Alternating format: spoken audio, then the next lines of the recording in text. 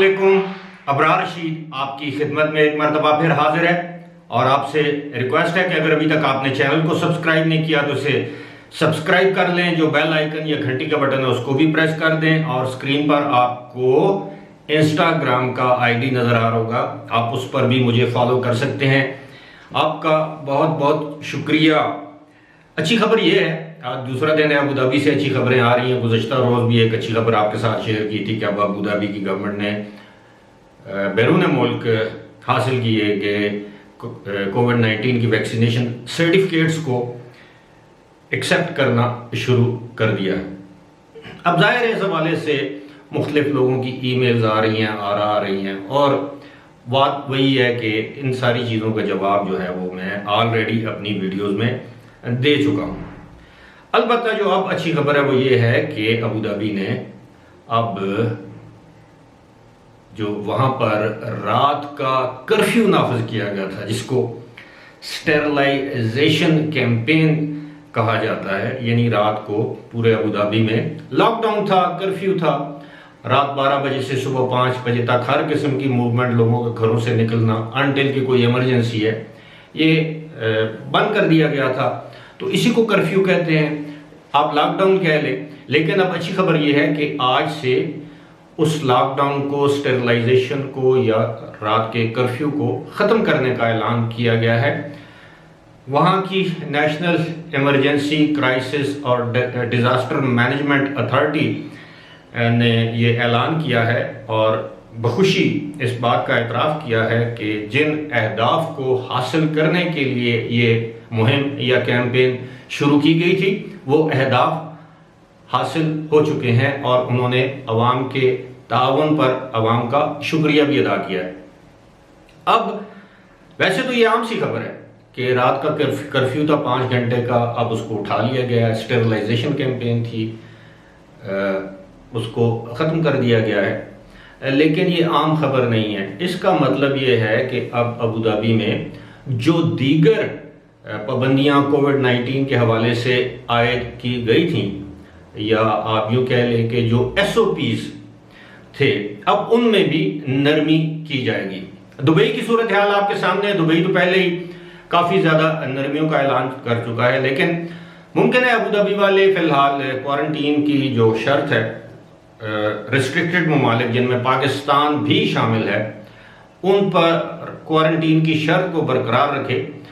जो वैक्सीनेटेड लोग हैं, नॉन वैक्सीनेटेड लोग हैं, PCR टेस्ट तो ज़ाहिर है करवाना पड़ता है, लेकिन जो 10 दिन की क्वारंटीन है वो शर्त तो बरकरार रहेगी फ़िलहाल। लेकिन जो बाकी जो मूवमेंट है, जैसे दुबई, शारजा से जिन लोगों ने जाना था, उन पर जो कदगनें थी, जो रुकावटें थी, शायद उनमें अब नरमी की जाए। लेकिन ओवरऑल जो सूरत हाल है वो अब ऐसे दिखाई देता है, क्योंकि अब तो पूरे UAE में जो कोरोना वायरस के केसेस हैं उनकी तादाद में भी नुमायां कमी देखने में आ रही है। तो ओवरऑल ऐसे महसूस होता है कि 15 सितंबर तक, 31 अगस्त के बाद सितंबर के पहले और दूसरे हफ्ते तक बतदरीज इन पाबंदियों में नरमी की जाएगी। हालात वाक़यात को देखते हुए ये नए वीज़े जारी किए जाएंगे। एम्प्लॉयमेंट परमिट और वर्क परमिट वालों को पहले मरहले में, जिनके पास ऑलरेडी एम्प्लॉयमेंट परमिट है या वर्क वीज़ा है, उनको पहले मरहले में जाने की इजाज़त दी जाएगी। दूसरे मरहले में फिर विजिटर्स का नाम आएगा।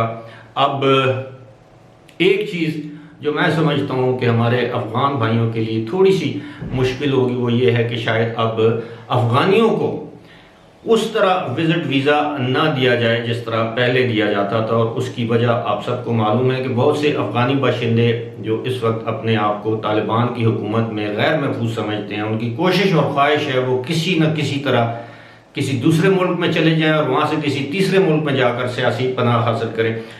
UAE के जो कवानीन है वो आपको मालूम है कि वो आम लोगों को सियासी पनाह नहीं देते।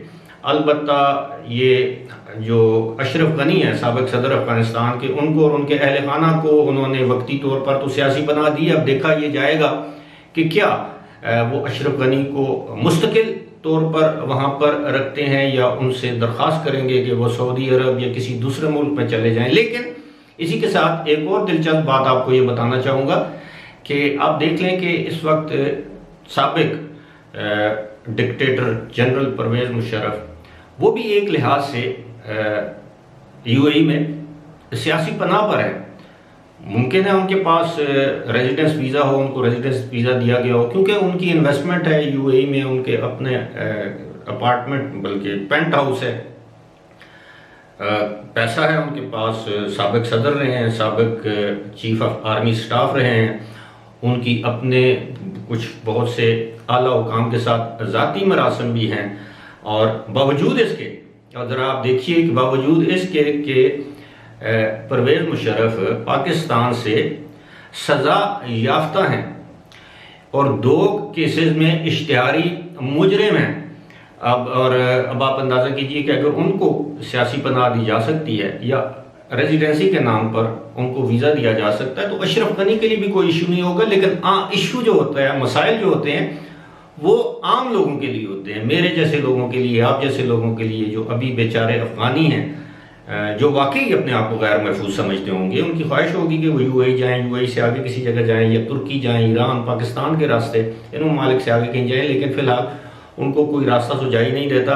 और बहुत से ममालिक ने अब अफ़गानियों को वीज़े जारी करने बंद कर दिए। आम अफ़गानियों की मैं बात कर रहा हूँ। बाकी जो खवास हैं, जो वहाँ के सरकारी मुलाजिम थे, एम्बेसियों में नौकरियाँ करते थे, उन लोगों के लिए मैं समझता हूँ कि कोई बड़ा इशू नहीं है। या वो जो उनकी इंटेलिजेंस इदारों के लिए काम करते थे, वहाँ की यानी मगरबी ममालिक की कंपनियों के लिए काम करते थे, मुखबरी करते थे, उनके टाउट थे, पिट्ठू थे, अब मैं इससे आगे और क्या बोलूँ। पर जो भी थे, जो लोग मुंसलिक थे मुख्तलिफ बैनुल-अक़वामी अदारों के साथ, NGOs के साथ, दीगर जो कंट्रैक्टर्स हैं, कंस्ट्रक्शन कंपनीज हैं, एम्बेसी में काम करने वाले जो अफराद थे, इसी तरह सफारतकारों के घरों में काम करने वाले जो अफराद थे, उनको तो तरजीही बुनियादों पर फटाफट वीज़ा जारी किया जा रहा है। एक पेपर जारी किया जा रहा है, जिस पेपर को लेकर वो उन ममालिक के फ़ौजी तैयारों में सवार होकर वहाँ से निकल रहे हैं। अमेरिका ने भी ऐलान किया है कि वो अपने तमाम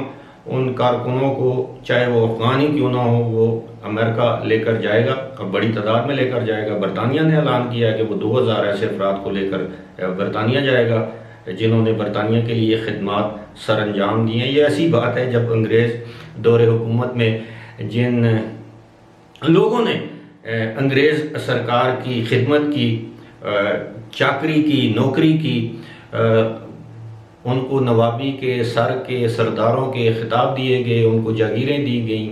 आज भी वो लोग इस मुल्क में मज़े में हैं। अंग्रेज़ के दौर में उनके ग़ुलाम थे, आज हम ग़ुलामों के ग़ुलाम हैं। आज पाकिस्तानी कौम को उनका ग़ुलाम बना दिया गया। तो ये दुनिया में इसी तरह होता है।